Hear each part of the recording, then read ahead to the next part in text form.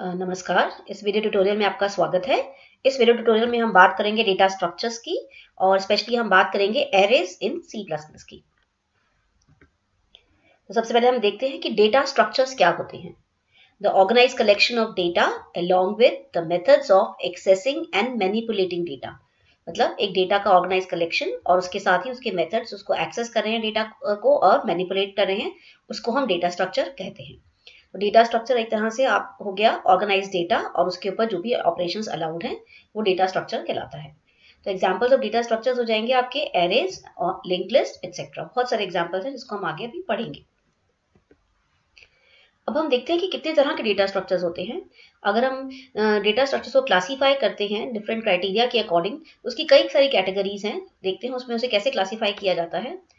तो based on data types, अगर हम डेटा टाइप्स के ऊपर बेस करते हैं तो डेटा स्ट्रक्चर्स दो तरह के हो सकते हैं, सिंपल और compound. Simple data types data structures वो होते हैं जो बिल्ड होते हैं प्रिमिटिव डेटा टाइप से, जिसके एग्जांपल्स हैं int, char etcetera. And compound data types में सिंपल डेटा टाइप को कंबाइन करके हम लोग कई तरह के कंपाउंड डेटा टाइप्स बना सकते हैं और उसका एग्जांपल है एरेज।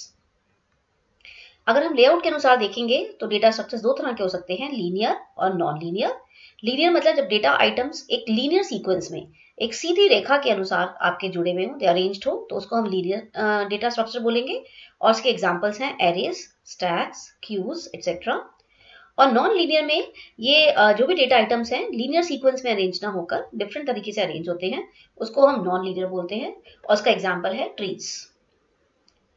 अगर हम टाइप ऑफ एलिमेंट्स की बात करते हैं तो दो तरह के डेटा स्ट्रक्चर्स हो सकते हैं, होमोजीनियस और नॉन होमोजीनियस। होमोजीनियस में सभी तरह के एलिमेंट्स एक ही तरह के होते हैं और इसका एग्जाम्पल है एरेज। और नॉन होमोजीनियस में एलिमेंट्स एक तरह के भी हो सकते हैं और अलग अलग तरह के भी हो सकते हैं, इसका एग्जाम्पल है रिकॉर्ड्स। अगर हम मेमोरी एलोकेशन के बारे में बात करते हैं, मेमोरी कैसे और कब एलोकेट होती है, तो डेटा स्ट्रक्चर्स फिर दो तरह के हो सकते हैं आपके, स्टैटिक एंड डायनेमिक। स्टैटिक में आपका मेमोरी एलोकेशन फिक्स होता है और ये कंपाइलेशन के टाइम पर कर दिया जाता है, for example arrays. And dynamic में मेमोरी एलोकेशन रन टाइम पे किया जाता है और जब हमारे को जरूरत होती है तब हम मेमोरी का एलोकेशन कर सकते हैं और इसका एग्जांपल है लिंक लिस्ट। अब चलिए हम देखते हैं कि एरेज के बारे में। अब हम देखते हैं कि एरेज कैसे बनाई जाती है और उनके ऊपर हम क्या क्या ऑपरेशंस परफॉर्म कर सकते हैं। तो अगर हम डेफिनेशन देखते हैं तो एरे एक कलेक्शन ऑफ फाइनाइट नंबर, एक फाइनाइट नंबर, इनफाइनाइट नहीं हो सकता, एक फाइनाइट नंबर होगा, उसका कलेक्शन है और उसके सभी एलिमेंट होमोजीनियस होते हैं।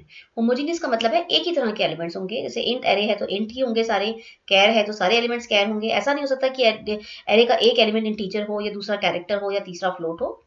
एंड वो सभी कॉन्टिग्यूअस मेमोरी लोकेशंस में स्टोर किए जाते हैं। कॉन्टिग्यूअस से हमारा यहाँ पे मतलब है कि मेमोरी लोकेशंस एक के बाद एक होती हैं। आप देखेंगे, अगर ये एक एग्जांपल एरे का अगर हम लेते हैं तो मेमोरी लोकेशन में हर एलिमेंट एक के बाद एक स्टोर किया है। ऐसा नहीं होगा कि एक एलिमेंट यहाँ स्टोर है, first element, second element array का यहाँ स्टोर है, थर्ड यहाँ स्टोर है, फोर्थ यहाँ स्टोर है। ऐसे हैपोसेट मैनर में मेमोरी में स्टोर नहीं होंगे, मेमोरी में एक साथ सारे एलिमेंट स्टोर किए जाएंगे। और जो सबसे इंपॉर्टेंट बात है कि हर एलिमेंट जो है एरे का वो एक्सेस होगा सेम नेम से। जो एरे का नाम होता है उसी नाम से सारे एलिमेंट एक्सेस किए जाते हैं, बट उनका इंडेक्स नंबर डिफरेंट होता है। तो हम यहाँ अगर देखें तो यहाँ पे एरे का नाम है बी, तो सभी एलिमेंट्स का नाम बी ही होगा। एरे के इसमें 5 एलिमेंट्स हैं पर सभी के इंडेक्स नंबर अलग होंगे। आप देखेंगे फर्स्ट एलिमेंट का इंडेक्स नंबर 0 है, सेकेंड का 1 है, थर्ड का 2 है, फोर्थ का 3 है और फिफ्थ एलिमेंट का इंडेक्स नंबर 5 है। तो इन सबका नाम बी है पर इनके इंडेक्स नंबर अलग अलग हैं। एक और बहुत जरूरी बात है कि index number of the array they starts from 0। Index number आपके 1 से नहीं स्टार्ट होते हैं, 0 से स्टार्ट होते हैं। तो आप यहाँ देख सकते हैं इस एरे में पहले एलिमेंट को इंडेक्स नंबर हमने 0 दे रखा है। इसका इंडेक्स नंबर 1 नहीं होगा और 0 ही होगा। सेकंड एलिमेंट का इंडेक्स नंबर 1 होगा, थर्ड का 2 होगा और इस तरह से इंडेक्स नंबर दिए जाते हैं। अगर हम सिंटैक्स देखते हैं कि एरे को कैसे डिक्लेयर किया जाता है, तो सबसे पहले हम उसका डेटा टाइप देते हैं। ये कोई भी डेटा टाइप हो सकता है, इंट, कैर, फ्लोट, स्ट्रक्चर और क्लासेस के डेटा टाइप भी दिए जा सकते हैं। और उसके बाद हम एरे को एक नाम देते हैं जो यूजर डिफाइंड होता है। आप अपनी मर्जी से कोई भी नाम एरे को दे सकते हैं। उसके बाद आप देखेंगे स्क्वायर ब्रैकेट के अंदर हम लोग साइज ऑफ द एरे देते हैं। जो भी आपने जितनी बड़ी आपने एरे डिक्लेयर करनी है उतना आप साइज देंगे and this is followed by semicolon. इसके बाद आप सेमीकोलन लगाएंगे। तो एग्जांपल्स अगर हम देखते हैं तो पहला एग्जांपल हमने दिया हुआ है यहाँ पर इंट A10। इसका मतलब A एक एरे है जिसके अंदर इंटीजर डेटा टाइप, हम integer type of element store कर सकते हैं और इसके अंदर हम टोटल 10 एलिमेंट्स को स्टोर कर सकते हैं। दूसरा एग्जांपल देखते हैं तो फ्लोट B5, इसमें B एक एरे है जिसके अंदर 5 एलिमेंट्स हैं और इसके पांचों एलिमेंट फ्लोट टाइप है। तो आप देखेंगे यहाँ पर तो ये एरे हमने यहाँ पर डिपिक्ट भी की है कि इसके 5 एलिमेंट हैं और पांचों एलिमेंट फ्लोट टाइप है। अब हम ऑपरेशनल एरेज की बात करते हैं कि ऑपरेशंस हम कौन कौन से परफॉर्म कर सकते हैं। एरे पे हम ट्रैवर्सिंग एरे को ट्रैवर्स कर सकते हैं, एरे के अंदर हम एलिमेंट को इंसर्ट कर सकते हैं, एरे में से हम एलिमेंट को डिलीट कर सकते हैं, एरे में हम एलिमेंट को सर्च कर सकते हैं, हम एरे के सभी एलिमेंट्स को सॉर्ट कर सकते हैं असेंडिंग या डिसेंडिंग ऑर्डर में, और हम 2 एरे के एलिमेंट्स को मर्ज करके उसे थर्ड एरे में डाल सकते हैं। तो इस ट्यूटोरियल में हम लोग खाली 3 ऑपरेशंस के बारे में देखेंगे, ट्रैवर्सिंग, इंसर्टिंग एंड डिलीटिंग, और बाकी के ये सभी मेथड्स जो ऑपरेशंस हैं इनको हम आगे के वीडियो ट्यूटोरियल्स में कवर करेंगे। तो सबसे पहले हम बात करते हैं ट्रैवर्सिंग इन एरे। ट्रैवर्सिंग का क्या मतलब होता है? Traversing implies visiting each element of the array exactly once, मतलब एरे के हर एलिमेंट पे हम खाली एक बार जाएंगे, और इसमें एरे को जब हम ट्रैवर्स करते हैं तो उसमें एरे के हर एलिमेंट को हम प्रोसेस कर सकते हैं। उसमें प्रोसेसिंग में कुछ भी कर सकते हैं, हम लोग उसको इनपुट करा सकते हैं, आउटपुट करा सकते हैं, उसके ऊपर कोई भी ऑपरेशन परफॉर्म कर सकते हैं। सपोज एलिमेंट्स में कुछ ऐड कर सकते हैं, कुछ सब्ट्रैक्ट कर सकते हैं, मल्टीप्लाई कर सकते हैं, कोई भी हम ऑपरेशन उसके ऊपर परफॉर्म कर सकते हैं। तो ट्रैवर्स करने के लिए एरे को मैंने एक सिंपल सा प्रोग्राम लिखा है यहाँ पर। यहाँ देखेंगे मैंने हेडर फाइल्स इंक्लूड करी है iostream.h और conio.h। ये मेन फंक्शन है। यहाँ पे एरे को डिक्लेयर किया है मैंने एक जिसका नाम a है, उसका साइज 6 है, और यहाँ पे मैंने कन्वीनियंस के लिए इसके अंदर डेटा एलिमेंट्स को भी डाल दिया है। इसके अंदर 6 डेटा एलिमेंट्स हैं, 10, 20, 30, 40, 50 एंड 60। इसके हम क्लियर स्क्रीन कर रहे हैं। क्लियर स्क्रीन का आप देख सकते हैं हेडर फाइल conio.h है। अभी सी आउट कर रहे हैं माई एरे इज, और यहाँ पे ये लूप लगाया जा रहा है for i is equal to 0, i less than 6, i plus plus cout ai। तो इससे हम लोग एरे को डिस्प्ले कराने की कोशिश कर रहे हैं। अब देखते हैं लूप कैसे वर्क करता है, इसका मेमोरी डायग्राम से कोशिश करते हैं समझने की। तो ये देखेंगे आप, ये लूप है आपका for i is equal to 0, i less than 6, i plus plus. इसमें सबसे पहले i को 0 वैल्यू असाइन होगी, और उसके बाद हम चेक करेंगे कि ये वैल्यू ट्रू है या फॉल्स है, ये कंडीशन ट्रू है या फॉल्स है। 0 इज लेस देन 6 तो कंडीशन ट्रू है, तो आपका इस एलिमेंट का एग्जीक्यूशन होगा। तो हम यहाँ देख रहे हैं i इज इक्वल टू 0 है, i इज इक्वल टू 0 का मतलब है a0 और इसकी वैल्यू क्या है a10। तो इसका मतलब यहाँ पर सी आउट 10 आपका डिस्प्ले हो जाएगा। तो आप देख सकते हैं यहाँ पर 10 आपका डिस्प्ले हो रहा है। हम दोबारा ऊपर जाएंगे अपडेट स्टेटमेंट पे, i की वैल्यू इंक्रीमेंट हो जाएगी और i की वैल्यू अब आपकी 1 हो जाएगी। अब हम फिर कंडीशन चेक करेंगे, 1 is less than 6, the condition is true. So आप देखेंगे यहाँ पे i is equal to 1, this is the first element, and a1 is equal to 20। आप ये देखेंगे a1 क्या है आपका 20 है, तो ये आपका सी आउट में 20 आ जाएगा। और उसके बाद फिर हम ऊपर जाएंगे अपडेट स्टेटमेंट पे, अब i की वैल्यू आपकी 2 हो जाएगी। अब आप देखेंगे a2, दिस इज 0, 1 और 2, तो 2 आपका क्या है 30, a2 इज इक्वल टू 30, तो आपका इस बार 30 आपका डिस्प्ले हो जाएगा। फिर i की वैल्यू इंक्रीमेंट होगी, इस बार i की वैल्यू हो जाएगी 3, और 3 अगेन लेस देन 6 है, तो ये कंडीशन आपकी ट्रू होगी। फिर हम ये लाइन एग्जीक्यूट होगी आपकी। तो आप देख रहे हैं i इज इक्वल टू 3 आपकी ये वाली एलिमेंट है, और a3 इज इक्वल टू क्या हो गया फिर 40, तो this time 40 will be displayed. Again ये ऊपर जाएगा, i की वैल्यू इस बार 4 हो जाएगी sorry, and a4 is equal to, आप देखेंगे ये फोर्थ एलिमेंट है जिसकी वैल्यू क्या है 50, तो 50 will be displayed. Again i increment होगा, दिस टाइम i की वैल्यू 5 हो जाएगी, 5 भी 6 से छोटा है, तो ये कंडीशन ट्रू है, तो ये आपका एग्जीक्यूट होगी लाइन। a5 आपका क्या बन जाएगा 60, दिस इज a5। फिर से काउंट कर देते हैं 0, 1, 2, 3, 4, 5, तो आप देख रहे हैं a5 क्या हो गया आपका 60 डिस्प्ले हो जाएगा। फिर ये ऊपर जाएगा, i की वैल्यू इस बार 6 हो जाएगी, तो आप देखेंगे कंडीशन आपकी फॉल्स हो गई है, 6 is not less than 6, 6 equal to तो है 6 के पर लेस नहीं है, तो ये आपकी कंडीशन फॉल्स हो गई, तो इसलिए ये लाइन एग्जीक्यूट नहीं होगी और आपका लूप टर्मिनेट हो जाएगा। तो ये मेरा आउटपुट आएगा। इस तरह से आप देखेंगे, तो एरे के traversing means going to each and every element of the array, I am trying to display all the elements of the array here. अब हम बात करते हैं एरे के अंदर इंसर्शन की, कि किसी एलिमेंट को अगर मुझे इंसर्ट करना है। Insertion means adding new element to the array, हम एरे के अंदर एक नया एलिमेंट ऐड कर रहे हैं, और इसको हम 2 तरीके से कर सकते हैं।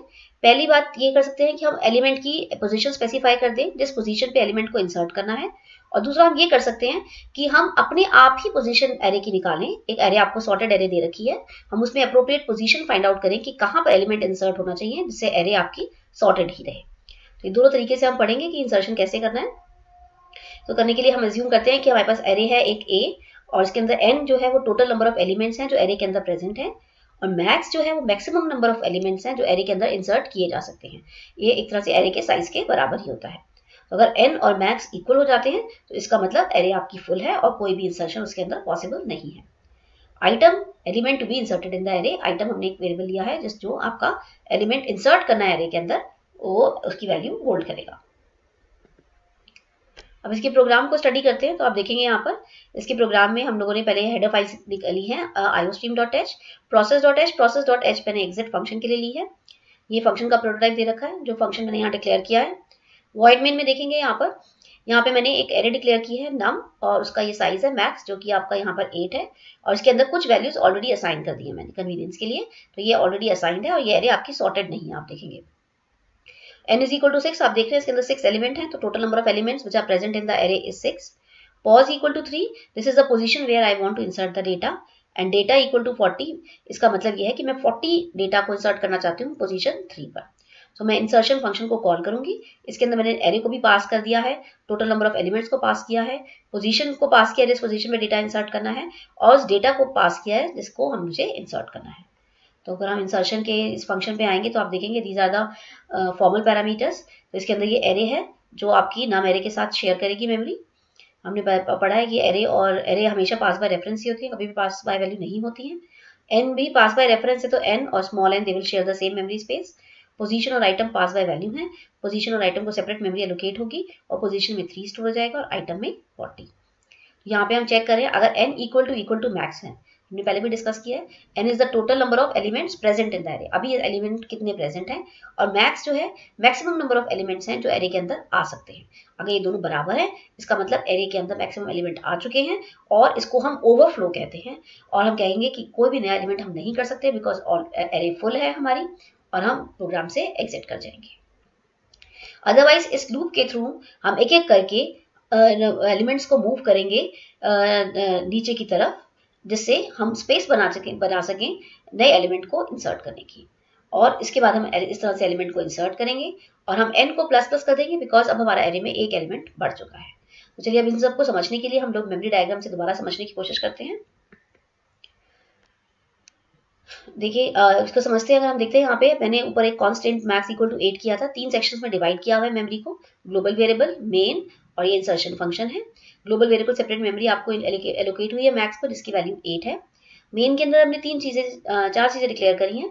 पहली एरे है, तो आप ये देखेंगे एरे ऐसे डिक्लेयर हुई है जिसका साइज 8 है और ऑलरेडी 6 एलिमेंट्स इसके अंदर फिल्ड है।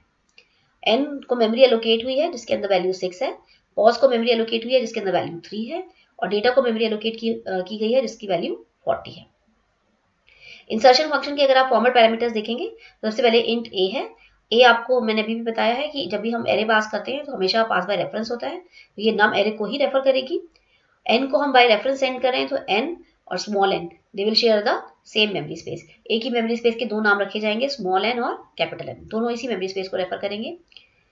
पोजीशन पास बाय वैल्यू है तो सेपरेट मेमोरी एलोकेट होगी और पॉज की वैल्यू यहाँ पर कॉपी हो जाएगी। और आइटम भी पास बाय वैल्यू है तो आइटम को सेपरेट मेमोरी एलोकेट होगी और डेटा की वैल्यू जो 40 है वो यहाँ पर कॉपी हो जाएगी। अब हम देखते हैं कि ये कैसे वर्क करता है। ये लूप बहुत इंपॉर्टेंट है समझना आपके लिए।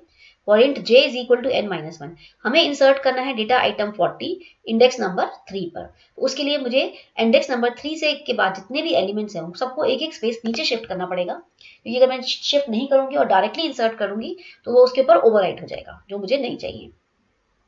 j is equal to n-1, तो अगर आप n देखेंगे, n हमारी n की वैल्यू 6 है, ये हमारी एरे है। आप एक बार देख लेते हैं दोबारा से, ये हमारी एरे है जिसके अंदर 8 एलिमेंट्स हैं और इसके ऑलरेडी 6 एलिमेंट्स आपके फील्ड है। तो j is equal to n-1 जब हम कहेंगे तो n की वैल्यू 6 है, तो j की वैल्यू क्या हो जाएगी आपकी 5। अब यहाँ पे हम कह रहे हैं aj+1 is equal to aj, j की वैल्यू 5 है तो इसका मतलब हो गया आपका a6 is equal to a5। तो आप देखेंगे a6 is equal to a5, a6 पर a5 की वैल्यू कॉपी हो गई है। a5 में वैल्यू 70 थी तो वो a6 में भी आ गई है। अब हम ऊपर जाएंगे, यहाँ पर लिखा है j माइनस माइनस, j की वैल्यू 4 हो जाएगी। 4 is greater than equal to position, position जो है हमारी इंसर्ट करनी है 3 पर, तो अभी वो ग्रेटर ही है। तो दोबारा से aj+1 is equal to aj, तो अगर j 4 है तो aj+1 a5 हो गया, a5 is equal to a4। तो इसका मतलब देखेंगे आप पहले a5 पर 70 था, अब a5 पर a4 की वैल्यू कॉपी हो गई है विच इज 100। दोबारा ऊपर जाएंगे, j की वैल्यू 3 हो गई है, 3 भी इक्वल टू पोजीशन है, ग्रेटर तो नहीं है पर पोजीशन आपकी 3 है तो इक्वल टू पोजीशन है, तो यहाँ पे भी ये कंडीशन ट्रू है आपकी, और aj+1 is equal to aj होगा। तो j की वैल्यू अगर 3 है तो a4 इक्वल टू a3। तो a4 में जो पहले आप देखेंगे वैल्यू 100 थी, अब उसकी जगह वैल्यू आपकी आ गई है 60। इस टाइम a3 में भी 60 है और a4 में भी 60 है। तो अब जब हम दोबारा j को करेंगे तो j आपका 2 हो जाता है, तो 2 जो है it is not greater than equal to position, तो आपका लूप टर्मिनेट हो जाएगा। अब बारी है इंसर्शन की, तो हम कहेंगे a position is equal to data. तो आप देखेंगे a पोजीशन में वैल्यू आपकी 3 है, position is 3, so a3 is equal to, जब हम डेटा करेंगे तो डेटा हैज वैल्यू 40, तो इसके अंदर a3 में 40 वैल्यू इंसर्ट हो जाएगी। तो आप देखेंगे कोई ओवरराइटिंग नहीं है, पुराने कंटेंट्स हमारे अभी तक एरे के अंदर बने हुए हैं, इसमें हम किसी के ओवरराइट नहीं किया, हमने इसको इंसर्ट किया है। तो इस तरह से हम लोग एरे के अंदर इंसर्शन कर सकते हैं। नेक्स्ट हम देखते हैं कि अगर हमारे पास एरे सॉर्टेड है तो हम उसके अंदर इंसर्शन कैसे करेंगे। उस केस में हमारे को पोजीशन देने की जरूरत नहीं है, क्योंकि हम खुद ही लोकेट करेंगे कि कौन सी अप्रोप्रिएट पोजीशन है जहां पे हमारे को एलिमेंट को इंसर्ट करना है, जिससे एरे आपकी सॉर्टेड ही रहे। अगेन आप देखेंगे यहाँ पर आपका प्रोग्राम में आपने दो हेडर फाइल्स इंक्लूड की हैं, iostream.h और process.h। process.h हमने एग्जिट फंक्शन के लिए यूज की है। कॉन्स्टेंट एक ग्लोबल वेरिएबल डिक्लेयर किया है मैक्स, जिसकी वैल्यू आपकी 8 है। उसके बाद इंसर्शन हम लोगों ने एक फंक्शन डिक्लेयर किया है, इसका ये प्रोटोटाइप है, और इसको बाद में फंक्शन को हम लोग बना रहे हैं। वॉइड मेन में अगेन हम लोग जैसे हमने पहले किया था एरे के अंदर, हमने एक नम एरे बनाई है जिसके अंदर ऑलरेडी 6 एलिमेंट्स हमने डाल दिए हैं, और डेटा जो हमें सर्च करना है इस बार हम 50, डेटा जो इंसर्ट करना है हमने उसको वो 50 है, तो हम 50 को इस पर इंसर्ट करना चाह रहे हैं। इसके लिए हम इंसर्शन फंक्शन को कॉल करेंगे। अब देखिए इस टाइम हमने कोई पोजीशन नहीं दी जिस पे हमें डेटा को इंसर्ट करना है, हम खुद ही लोकेट करेंगे कि ये हमें कहाँ पर इंसर्ट करना है। तो हम इसमें एरे सेंड कर रहे हैं, total number of element send कर रहे हैं, और जिस डेटा को इंसर्ट करना है उसको हम सेंड कर रहे हैं।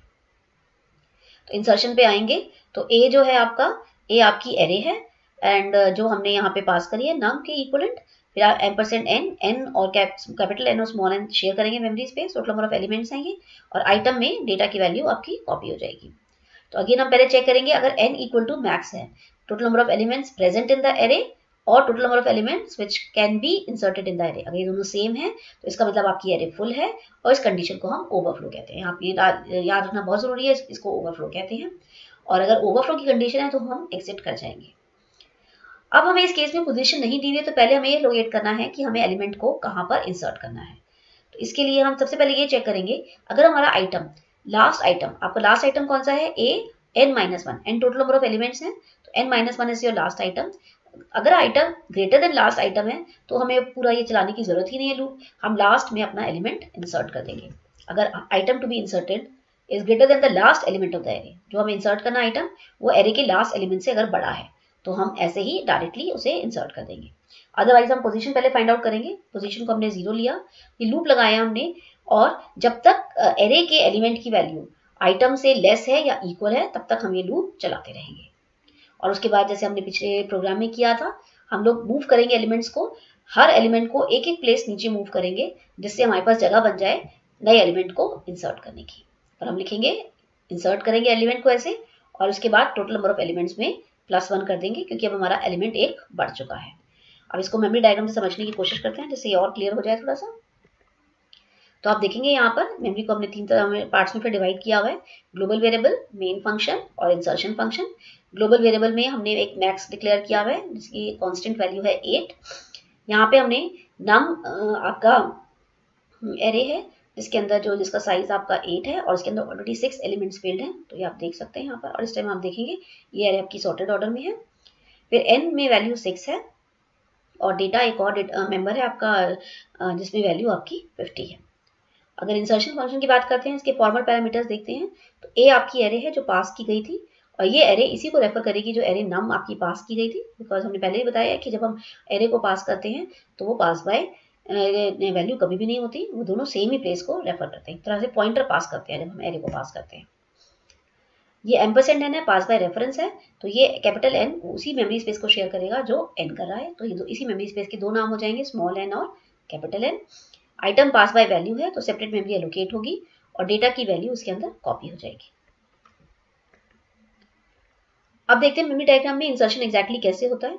हमें इंसर्ट करना है 50, तो पहले हमें पोजीशन फाइंड आउट करनी है।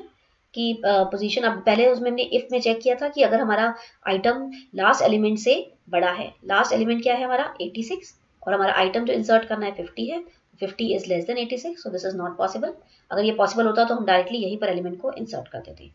तो अब हमें पहले पोजीशन फाइंड आउट करनी है। तो पोजीशन फाइंड आउट करने के लिए हम चेक करना शुरू करेंगे सबसे फर्स्ट एलिमेंट से, जिसके लिए पॉज को हम लोग 0 करेंगे। अब हम चेक करेंगे A pos less than equal to item. तो आप देखेंगे A0 is what 27, 27 is less than 50, condition is true, so आपका ये लाइन एग्जीक्यूट होगी, पॉज में 1 ऐड हो जाएगा। तो यहाँ देखेंगे पॉज में 1 ऐड हो गया है। A1 हम चेक करेंगे, A1 की वैल्यू है क्या है आपकी 38, तो 38 is less then item, item की वैल्यू 50 है, 38 इज लेस देन 50, तो कंडीशन आपकी ट्रू हो गई, वाइल ट्रू है आपका। और पोजीशन में फिर से 1 ऐड होगा, इसमें पोजीशन आपकी 2 हो जाएगी और A2 की वैल्यू क्या हो जाएगी आपकी 46, 46 इज लेस देन 50, ये भी लेस देन 50 है, तो कंडीशन इज ट्रू। सो फिर पॉज प्लस प्लस होगा, इस टाइम पॉज की वैल्यू आपकी 3 हो जाएगी। तो हम देखेंगे पॉज 3 क्या है 52, 52 इज ग्रेटर देन 50, यहाँ पे कंडीशन फॉल्स हो गई है because 52 is not less than 50, so this condition will become false and the loop will terminate. इसका मतलब पोजीशन हमें मिल गई है, तो हमें थर्ड एलिमेंट पे यहाँ पर इंसर्ट करना है अपना नया एलिमेंट। अब इसके लिए इसके नीचे जितने भी एलिमेंट्स हैं इन सब को, इन तीनों एलिमेंट्स को हमें एक एक स्पेस नीचे शिफ्ट करना पड़ेगा, जिससे हम यहाँ पर A3 पर जगह बना सके नए एलिमेंट को इंसर्ट करने की। तो उसके लिए हमें फिर से लूप लिखना पड़ेगा। हम लिखेंगे j is equal to n-1, j की वैल्यू क्या है, n की वैल्यू 6 है, तो j की वैल्यू क्या हो जाएगी आपकी 5, j greater than equal to pos, pos आपका 3 है, j आपका 5 is greater than equal to 3, condition true है, तो aj plus 1 is equal to aj। तो आप देखेंगे A6 is equal to A5, ये आपका A6 है, जिसमें जो पहले आप देख रहे हैं एम्प्टी था, इसके अंदर 86 वैल्यू कॉपी हो गई है, तो A5 और A6 दोनों में वैल्यू आपकी 86 है। हम ऊपर जाएंगे, j माइनस माइनस करेंगे, j माइनस माइनस करने से j की वैल्यू हो जाती है 4, तो अब हम लिखेंगे कंडीशन ट्रू है, 4 is greater than equal to 3, so हम ये वाली आपकी एग्जीक्यूट होगी line, aj plus 1 is equal to aj, A5 is equal to A4 हो जाएगा। तो A5 में जहां पहले 86 था, आप देखेंगे उसमें A4 की वैल्यू कॉपी हो जाएगी विच इज 78। फिर ऊपर जाएंगे, j माइनस माइनस होगा, j आपका 3 हो जाएगा, तो 3 इज इक्वल टू 3, पोजीशन की वैल्यू भी 3 है, तो अब ये इक्वल टू है, तो इसलिए कंडीशन ट्रू है। और फिर से aj plus 1 is equal to aj करेंगे, तो इट मीन्स ये j इज 3, तो aj प्लस 1 हो गया 4, A4 इक्वल टू A3। तो आप देखेंगे A4 में जहाँ वैल्यू 78 थी, वहां पे अब आपकी 52 कॉपी हो जाएगी, तो A4 और A3 दोनों में आपकी वैल्यू क्या है 52। अब हमने एलिमेंट्स को कर लिया है, अगर हम दोबारा से j को माइनस माइनस करते हैं तो j 2 हो जाता है which is less than false, तो कंडीशन फॉल्स हो जाती है और आप लूप के बाहर आ जाते हैं। जब लूप के बाहर आ जाएंगे तो हम कह रहे हैं a pos equal to item, a pos is what, pos is 3, तो a3 इज इक्वल टू 50, तो a3 में थर्ड पोजीशन पे आप देखेंगे ऐसे आपका 50 इंसर्ट हो गया है और पूरी एरे के सभी एलिमेंट्स आपके बरकरार हैं अभी, और बीच में आपका 50 एलिमेंट भी इंसर्ट हो गया। इस तरह से इंसर्शन किया जाता है सॉर्टेड एरे में। अब हम देखते हैं एरे से डिलीशन कैसे किया जाता है। Deletion refers to the operation of removing an existing element from the array. Array में कोई एलिमेंट ऑलरेडी एग्जिस्ट कर रहा है जिसकी अब हमें जरूरत नहीं है, तो उसको हमें डिलीट करना है, तो उसको हमें रिमूव करना है, तो इसको हम डिलीशन कहते हैं। तो अब देखेंगे हमने कैसे प्रोग्राम बनाया है, इसमें भी दो हमने हेडर फाइल्स ली हैं, iostream.h और process.h। process.h अगेन हमने एग्जिट फंक्शन के लिए ली है।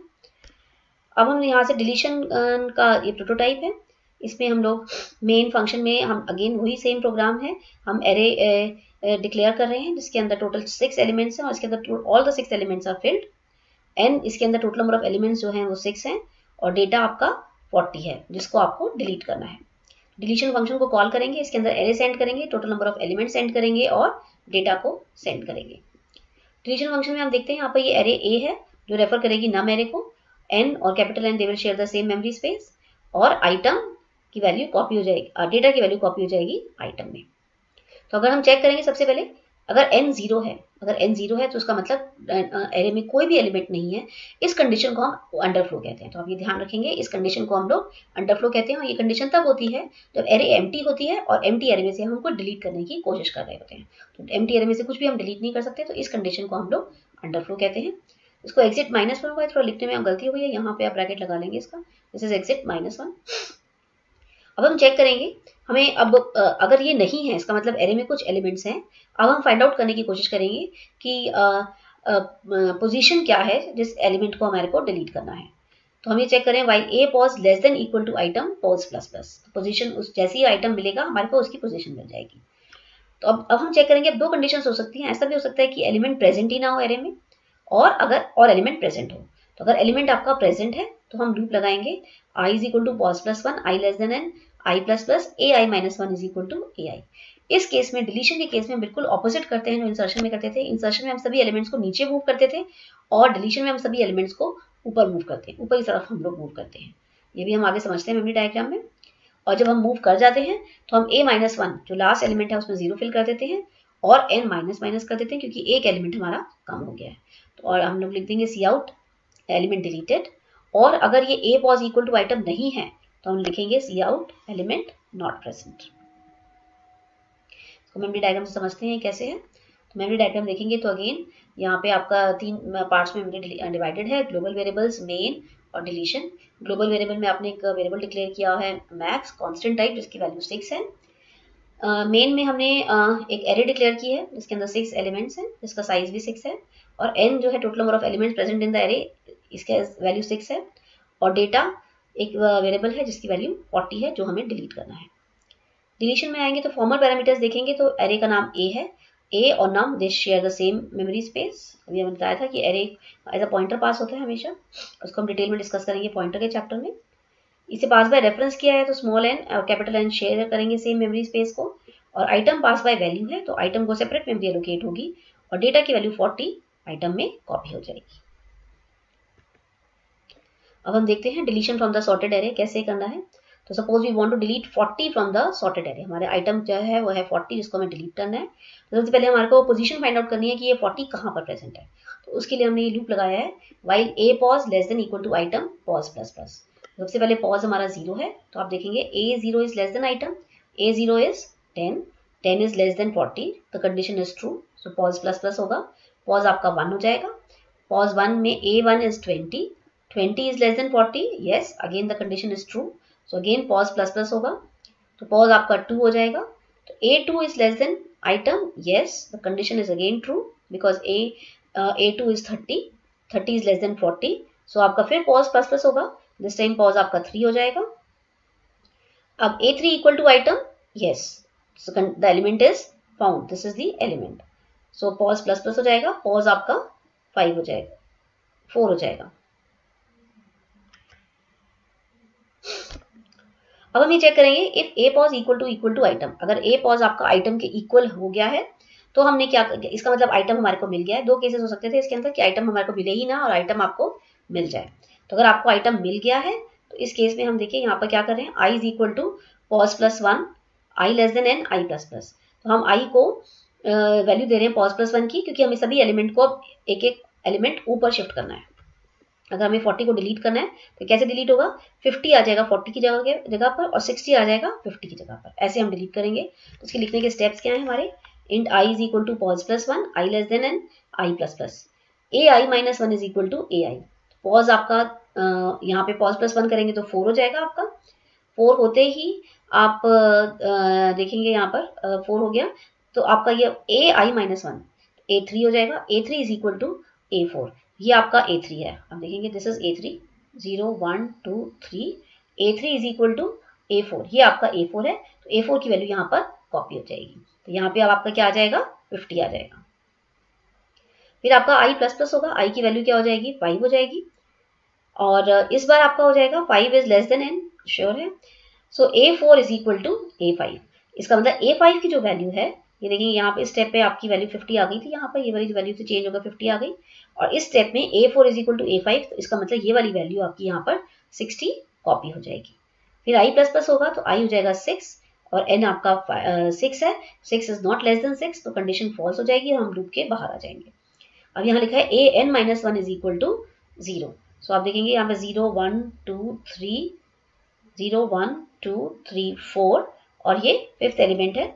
तो आपका n आपका 6 था, तो 6 माइनस 1 आपका 5 हो गया, तो a5 इज इक्वल टू हमने 0 कर दिया है 5th एलिमेंट पर। 6 एलिमेंट्स की एरे थी, a5 पे हमने 0 कर दिया है क्योंकि ये एलिमेंट अब आपका यहाँ पे कोई एलिमेंट नहीं है एक तरह से, इसलिए हमने ऐसी डमी वैल्यू 0 डाल दी है और हमने n माइनस माइनस कर दिया है। तो टोटल नंबर ऑफ एलिमेंट्स आपके एरे में 5 हैं, 1 2 3 4 एंड 5। पहले आपके टोटल नंबर ऑफ एलिमेंट 6 थे, पर अब हम एक एलिमेंट को डिलीट कर चुके हैं, इसलिए टोटल नंबर ऑफ एलिमेंट्स आपके 5 बचे हैं।